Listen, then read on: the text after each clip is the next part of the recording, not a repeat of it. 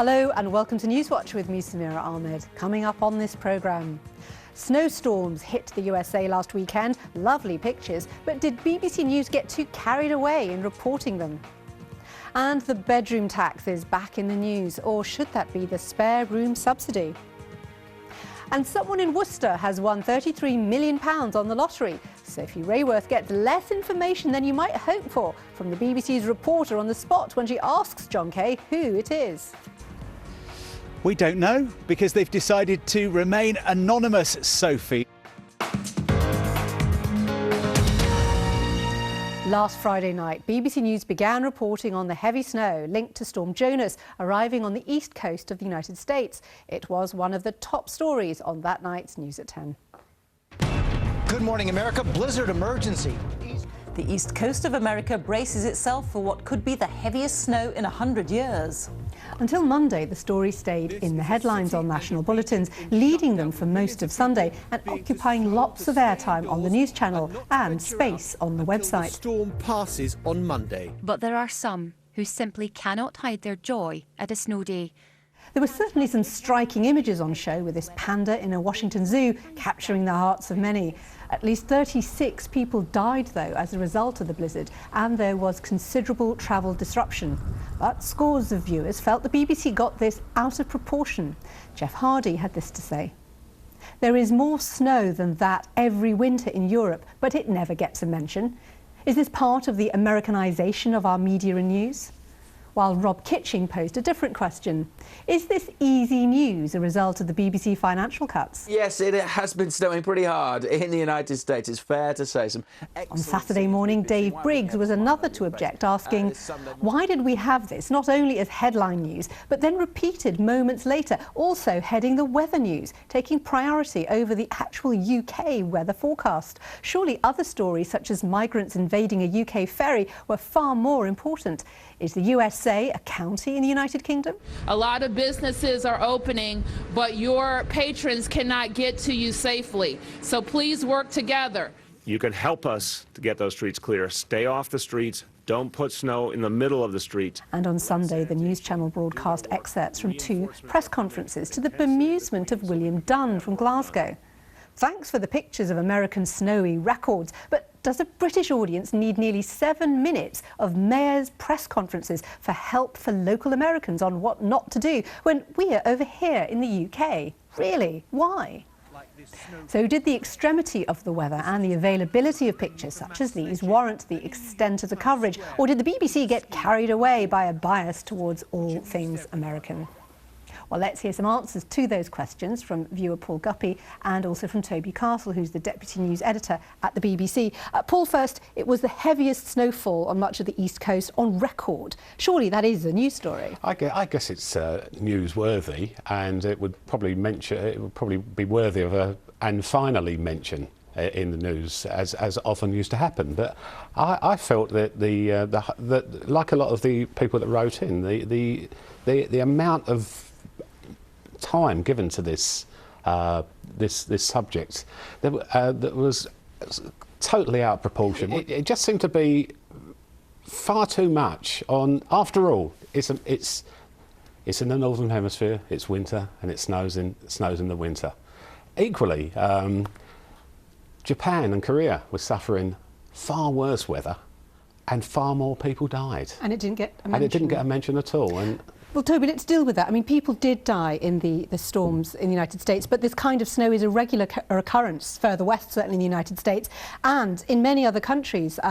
As Paul just said, you don't give them all this airtime. I just would like to say about the US snow story. I mean, it was significant and unprecedented.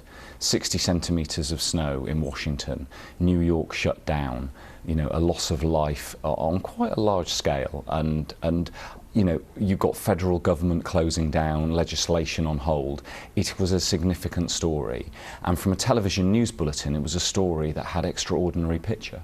It had incredibly strong picture, and there was an audience interest in it, as proven by our online statistics. Just to give you an example, that last week, the 2 most highly read stories on the BBC Online UK site were both relating to the snow story in the United States. Paul, what do you feel about that? Unprecedented, and audiences were interested. I think if you feed people that much information, give it that much airtime, people will be interested. There's a lot of other stuff going on at the moment. This is not like it's August. It's not like there's no news season. There's people dying in the Mediterranean. There's quite interesting times. But I just pick up on that on the news at 10 on Friday night. This wasn't the lead story. This was third story on the news bulletin. And yes, we had Google tax and the migrant crisis ahead of this in the running orders. It didn't lead the network news bulletins. I felt that it had exactly the correct place in those running orders for the significance of the story.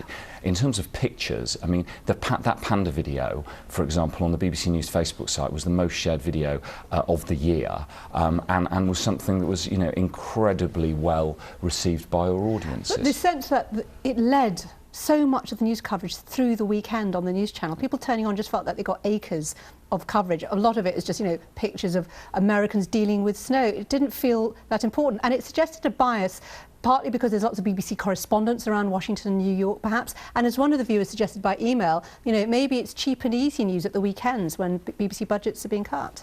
Oh, I absolutely reject that. The BBC News, our model is to have eyewitness reporting on the ground. It would be a bad state of affairs if we didn't have correspondents on the ground reporting on these stories. Our aim on all of the stories that we cover internationally is that we have reporters based locally to be able to give their opinion and their view on the ground. Paul, is there something broader here about the perceived Americanisation of British news? And what are your final thoughts, based partly on what Toby's said in response to your concerns? I'll make it clear, I'm not anti-American. I'm not anti-panda either. It's horrible when one person dies, but it wasn't a tsunami or a natural disaster. So a sense that you think it's particularly a North American obsession at the expense of other stories in Absolutely, and absolutely. You made the point of lots of BBC personnel being in and around the US makes it easy reporting. We'll have to leave it there, but thank you so much both to Paul Guppy and to Toby Castle. Thank you for coming on NewsWatch. We can expect more coverage of the United States over the next week as attention turns to the presidential election campaign. Do please let us know your thoughts on that or on any aspect of BBC News. Details of how to contact us at the end of the programme. Before that, one of the biggest stories of the week has been the row over the amount of tax paid by Google in the UK. BBC News claimed a scoop on this last Friday night. Google reveals to the BBC that it's agreed to pay £130 million in backdated tax. But what proportion of Google's UK profits was that £130 million? Though that was much discussed later in the week, it didn't get a mention on that edition of the News at 10 or the following morning, prompting retired maths teacher Gary Blower to write. On last Saturday's NewsWatch, he had an item on the use of statistics and maths in news items. 5 minutes later, the main news item was the £130 million going to be paid by Google to cover their back taxes. This sum means nothing unless you tell the viewers how much profit Google has made in the UK over the last 10 years. On Wednesday, the Court of Appeal ruled that the government's withdrawal of the spare room subsidy back in 2013 had discriminated against a domestic violence victim and the family of a disabled teenager. Clive Coleman reported on the story for the Lunchtime Bulletin. The family challenged the bedroom tax, along with a female victim of domestic violence who was raped and stalked. Since 2013, households deemed to have spare rooms receive less in benefits. Those affected lose 14% of their housing benefit for a spare bedroom. Well, the terminology used there prompted Lawrence Williams to ring us as follows. In other areas of reporting the news, the BBC rightly adds a so-called disclaimer when referring to organisations and the like. However, why do BBC News outlets state the so-called bedroom tax when the subject referred to has a perfectly acceptable, correct and official name, and also when it isn't a tax anyway? On that edition of the News at 1 on Wednesday, the change in benefit rules was in fact described 3 times as the so-called bedroom tax and 3 times simply as the bedroom tax, but never as the spare room subsidy. John Osler from Guildford was another to object. It is not a tax, and the BBC must know this. It is the withdrawal of a subsidy. It is simply wrong to call it a tax. Utterly disgraceful. Well, we put that point to BBC News, and they told us. Like many other media organisations, when reporting on the government's housing benefit changes, BBC News refers to it as the so-called bedroom tax, which is commonly used for the spare room subsidy. By using so-called, we make it clear that this is not the official name, and while we used that qualifier in the introduction and on several further occasions during this report, we do accept that in a couple of later references in the item it was left out. Finally, the search for the second winner of a record £33 million share of the National Lottery jackpot was declared to be over on Thursday, almost 3 weeks after the ticket had been bought. Sophie Rayworth revealed almost all on the News at 6. The ticket was bought in Worcester, but whose is it? John Kay is there for us now. John. We don't know, because they've decided to remain anonymous, Sophie, which means there's a rather curious, suspicious atmosphere here. A disgruntled Rachel Wilkinson emailed us. The news is that the second lottery winner of £33 million has been identified.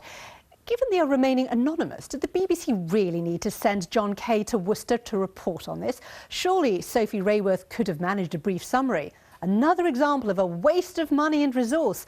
We saw a river in the background of a very dark evening. Pointless.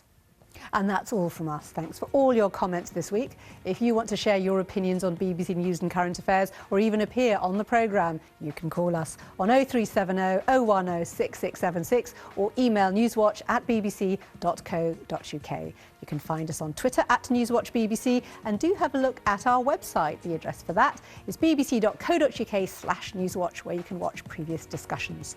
That's all from us. We'll be back to hear your thoughts about BBC News coverage again next week. Goodbye.